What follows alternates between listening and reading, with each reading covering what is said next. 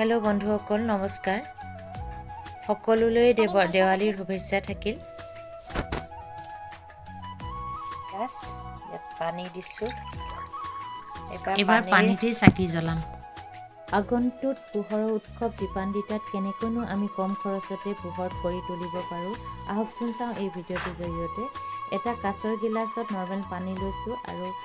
কেইটোপালমান fabric colour দি দিছোঁ ইয়াৰ পাছত তাত কেইটোপালমান তেল দি দিছোঁ আৰু এডাল হলিতা দি এটা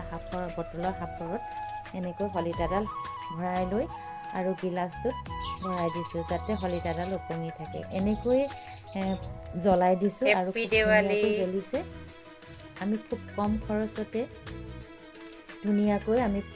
পোহৰ কৰিব পাৰিম আৰু বেছি খৰচো নহয় আৰু খুব ধুনীয়াকৈ পোহৰো দিছে